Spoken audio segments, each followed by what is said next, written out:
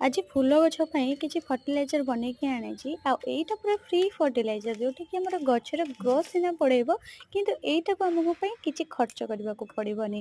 ତ ଏଇଟା ହେଲା ଆମର ଚାଉଳ ଧୁଆ ପାଣି। ଚାଉଳ ଧୁଆର ଯେତେବେଳେ ଫାଷ୍ଟ ଧୁଆ ପାଣି ଫିଙ୍ଗି ଦେଇ ସାରିଲା ପରେ ସେକେଣ୍ଡ ଧୁଆ ପାଣି ଯୋଉଗୁଡ଼ା ବାହାରେ, ଯୋଉଗୁଡ଼ାକରେ ଫେଣ ଅଂଶ ନଥାଏ ସେଇ ପାଣିକୁ ଆପଣ ଏଠାରେ ଗଛରେ ବ୍ୟବହାର କରିପାରିବେ।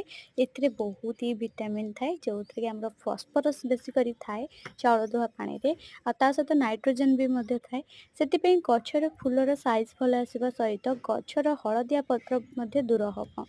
ସେଥିପାଇଁ ଯେକୌଣସି ଗଛ ଦେଖିବେ ମାଟି ଶୁଖିଲା ଥିବ, ଜଲ୍ଦି ଡ୍ରାଇନେସ୍ ହେଇଯାଉଥିବ ଯେଉଁ ଗଛ, ସେଇ ଗଛରେ ଆପଣ ଚାଉଳ ଧୁଆ ପାଣି ଦେଇଦେବେ। ଦେଖିବେ ଜମା ଶୁଖିବନି ଗଛ ଆଉ ଜମା କେବେ ଶୁଷ୍କିଲା ହବନି। ଯୋଉଟାକି ଆମର ମାଟି ସାଙ୍ଗେ ସାଙ୍ଗେ ଶୁଖିଲିଆ ହେଇଯାଏ, ଗଛ ସାଙ୍ଗେ ସାଙ୍ଗେ ଝିମ୍କା ମାରେ, ଯୋଉଟାକି ଆମର ସେବତୀୟ ଛେବି ମୋର ଦେଖିପାରୁଥିବେ ପତ୍ର ଗୁଡ଼ା ଶୁଖିଲିଆ ହେଇଯାଉଛି।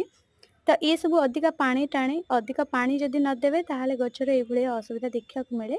ପାଣି ବଦଳରେ ଆପଣ ଚାଉଳ ଧୁଆ ପାଣି ଥରେ ଦୁଇ ଥର ଦିଅନ୍ତୁ ସପ୍ତାହକୁ, ଦେଖିବେ ଆପଣଙ୍କୁ ଆଉ ଗଛରେ ପାଣି ଦେବାର ଆବଶ୍ୟକ ପଡ଼ିବନି। ବିନା ପାଣିରେ ଗଛ ରହିବ।